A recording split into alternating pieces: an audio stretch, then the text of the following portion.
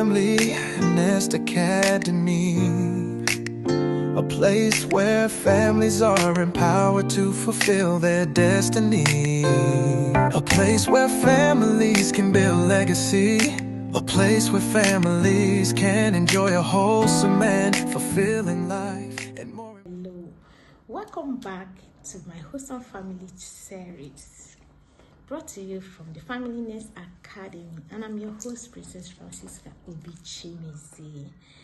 And yes, today we'll be having an important discussion on raising a family that shapes the future, the power of influence at home. We have been taking a long journey on understanding the importance of your family in the society. Kindly go back to our videos on our YouTube channel.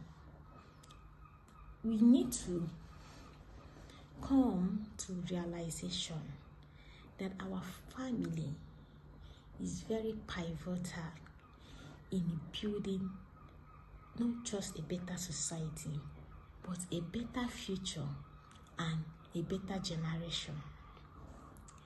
The influence your child is exposed to today is what determines his input in the future, in the society, in the lives of people that child meets. So that is why we need to start thinking beyond our immediate environment, beyond our immediate families, beyond our immediate community, that we are raising the next generation.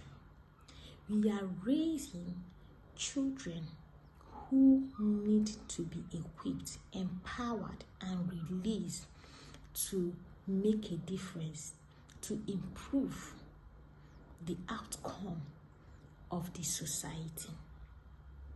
We may think it does not matter. The question is, if you raise your child carelessly, who are we expecting to raise children who are well groomed and prepared to lead a better life and be the better leaders that will do the magic out there in the level of leadership? There's no magic anywhere. We will keep struggling and complaining about how our leaders are bad, and if we don't start intentionally building, raising children, influencing them as leaders, we will end up raising more burdens, children who will be more burdens to the society. And that is why the Familynest Academy exists, where we empower families to raise children who will take the mantle of rebuilding the broken wall in the society, in the world at large. So today, every family, we need to understand, leaves a footprint. It does not matter the type of footprint. The question is, will your family footprint be remembered for good, and for how long? Or will it be remembered for bad? Or will it just be wiped away like it never existed? Some of us are living in the moment. We just want to raise children who are good. Of course, I'm not talking about those who don't even know that they are meant to raise children intentionally. Now, say we are talking about intentional parents. The question today is, the child you are raising, are you seeing this child as an instrument of transformation? Are you seeing this child as a change agent? Are you raising a child who will contribute to the good and betterment of the world at large? Or you are just raising a good child, a child who will grow up excellent in academic, marry a good wife or a good husband, raise good children, make money, and die. Oh, there is more to your family, because the world is depending on people like you and I to raise children who will uphold the sanity of the society. Look at what is happening everywhere. Look at how evil is hyped.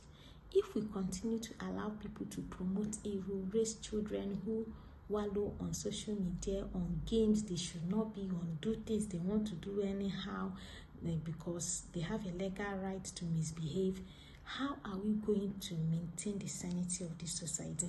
And how will our children thrive? That's the question. Because if we raise children under influence intentionally, we will prepare them to thrive even when they meet such children who are not well groomed. That is why it's important that you consider raising children through the power of influence at home. Now, whether we like it or not, our children are influenced daily. But the question is, what are you allowing to influence your children? Who is the influencer? And who is influencing your children? Is it that you make that choice to be the major influencer, or you push the influencer into the hand of another person? When you outsource your parenting or your influential responsibility, you give away the opportunity to imprint a lifetime value in the life of your children. So I see parents who leave their children on the screen with cartoon because they are too busy. We understand. I've been there. But do you realize that you are outsourcing your influence? You are giving the ears of your children to other voices that you don't even understand the power behind those voices. You are giving your children's life, destiny, ear to voices that will keep lingering. Ask yourself, most times when you watch a movie or you listen to something for a very long time, what happens to you even in your subconsciousness when you sleep? What happens? That's the same thing that happens to your children. Your voice is getting lower and lesser, while the voice of media, screen, whatever you expose them or you allow them to be exposed to, gets louder and determines what happens. And do you know, they will not come openly to tell you, I'm influencing your children, or tell your children, I'm influencing you. No, subtly. And they will not teach your children those values you are pushing to them. Because some of us are not even intentional who we allow our children to be exposed to. Some of us will be, hey, it's academy, they are learning. They are learning. What exactly do you think they are learning? Are they learning the values and the skills that will equip them to take their ground and be the leaders or the influencers in their society, in their lifetime?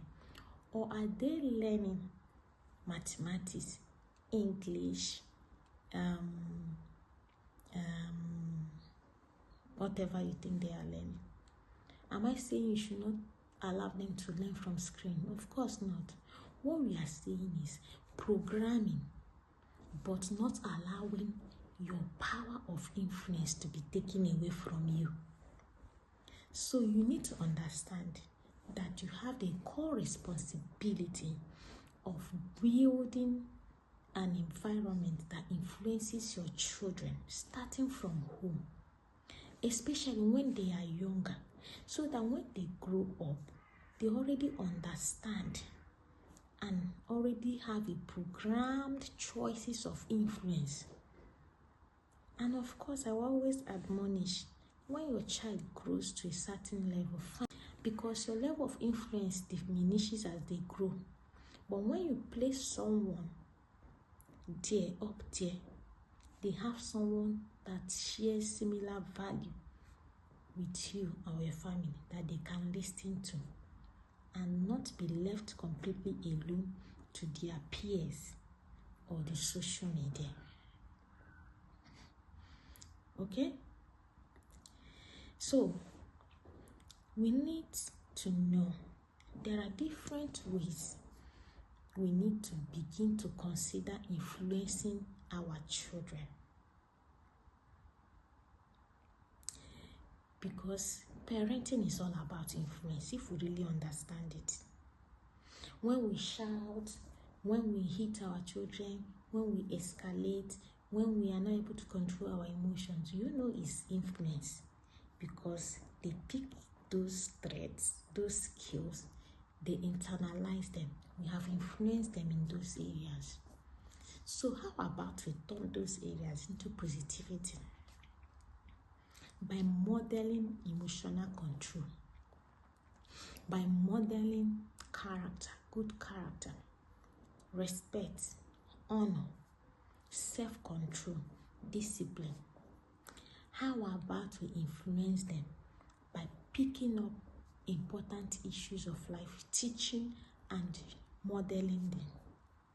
How about we start first with internalizing your value, what you stand for? Because every child that must thrive must first discover themselves. That's identity.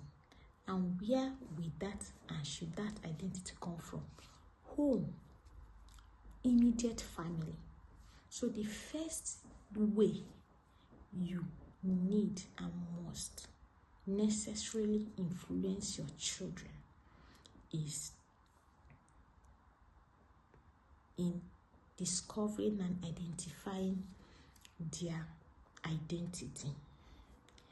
A child who does not understand who they are, who does not understand what they stand for, will fall for anything. So it's our responsibility as parents in the home to help our children understand who they are. Okay? It's family that shape the world of our children. It's the family that helps a child know who they really are. Because if you don't do that, the world will give them a new identity.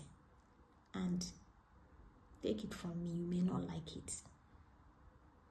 If your child is being treated in such a way that they doubt themselves, you have a problem. You need to work on it. Because a child who lives in self-doubt ends up trying to find himself. And most times where they go to the wrong hands, they go out, not at home.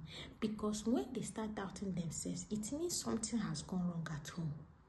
It means the way we have treated that child. It means the way we have relegated identity. It means we have prioritized the wrong things, and a child has missed out in the major areas of discovering himself, the point of identity formation, which is important and is meant to start at home. Does your child understand the value your family operates on? Do they know how to apply it? Do they know your yes and your no's? And I keep telling people, it's not by shouting, it's not by beating a child. It's by teaching, repeating consistently, trying to understand how this child learns and how this child assimilates, and keep repeating it until it becomes part of them. Okay?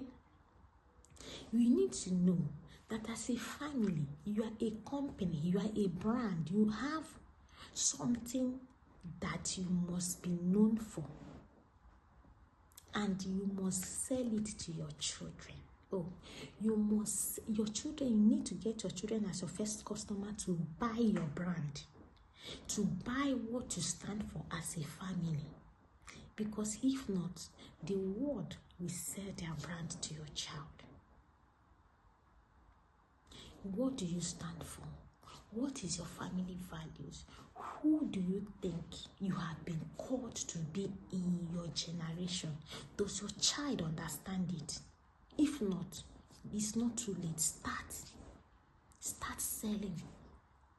Start selling your family ideas to your children. Start helping them understand how significant their life is to the society.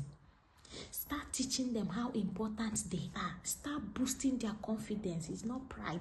You see, your child has to have confidence in themselves and in what you stand for to be able to defend it. If not, they will shut up their mouth in the society and let the voice of darkness shout louder. But it's quite unfortunate that we raise children who become timid, children who lack self-confidence, children who are full of self-doubt, children who think there is more they don't know, but they don't even know how to ask it because they know mommy will shut them up, daddy will beat them up. We raise children, oh Jesus, we raise children and destroy the most important aspect of their life in the name of discipline, in the name of training. It's quite unfortunate. We don't even know what we need to put in place to help children discover themselves. So we set them out to things that are meant to destroy them. We model the wrong things. We tell them to do something else and we do another. We make them doubt themselves. We criticize them. We verbally call them names, or I don't want to use the word abuse because sometimes we don't see it as abuse, but that's what it is. We talk to them anyhow, and then they see it's normal for people to talk to me anyhow. So they go out, people abuse them, they take it like that, and it even builds up on their self-doubt and less worth feeling. Anyway, this is not because I want this to be short. I cannot exhaust this, and it's not a master class. So there are a lot of things I cannot say here because it's free. A lot of people will even abuse me on top of it, but that's it anyway. So let your family identity be imprinted in your child. Anything you want to do to make this child understand, oh, this is what my family stands for, and this is what I live for, and this is what we've been called to do, and this is who I am, not what the world is telling me, not what social media is telling me, not what my classmates are saying. This is who I am. I am not like every other child. I don't do things because other people are doing it. Build a strong identity in your children. Thank you. The next one, prioritize character over comfort. Some of us are too comfortable. We reach out to save our children so quick. We don't allow them to make decisions for themselves and watch the outcome and learn from it. We know we want to save them from trouble, but you know the disadvantage? We raise weaklings. We raise children who cannot resist temptations. We raise children who cannot persevere. We raise children who cannot insist. We raise children who easily give in to threats. So, you have not been called to save your children from all trouble, because in life, we will all have our troubles. The question is, how equipped are we to understand this is a trouble, but we need to think through to find a way out. If a child has not been supported as a process while growing up to solve problem-solving techniques, how do you expect this child to go out and face problems. That child, when he finds an easy option, even if it means compromising the standard, he will go for it, because we have given them the easy way out of life. We've always tried to solve their problem for them. They commit or make a mistake, we want to give excuse for them. We even beat them, abuse them, and still solve that problem for them. So you see a child doing something wrong in school, and the punishment is to be suspended for some time. Please, you will beat them up, shout on top of their head. You will still go and beg for the school to remove the suspension, so that other children will not know, so that other families will not look down on you, so that your child will not cry and all that. And then you save this child from understanding the consequences of what he has done, and use the opportunity to help him go through the process of learning and unlearning and getting better. Then we have people who will go and pay for special centers for their children to write exams. And we want to raise children who will say no to temptations outside. Children who will fight their way, even when they are being threatened. If they don't join a court, they will be killed, or because they've always found their easy way out. So we need to raise children who are strong in character, children who understand the principle of consequences. So when you start from home, when things go wrong, let this child understand this has happened, and this is what we have to do concerning it, and we have to go through the process. Don't go through shortcut. Don't find the quickest way out. Sometimes expose them to hardship. What do I mean by hardship? Instead of driving them every day to school, sometimes give them taxi money to find their way. Yes, you can track, you can find a way to follow them to be sure they are safe, but start somewhere. Sometimes where you think is trackable and they have always taken a taxi, or you have always driven them, allow them to trek. Sometimes take them through a walk and teach them how to find different ways to one route. Sometimes create scenarios. Let them understand that life is not always given to you on a platter. If not, you will raise children who think life is easy, and then when life difficulties face them, they go into shock, they go into traumas, they go into depression, or they even just find a way to pay their way off. And then they tell you that's not the kind of children you want to raise, because such children cannot influence positively.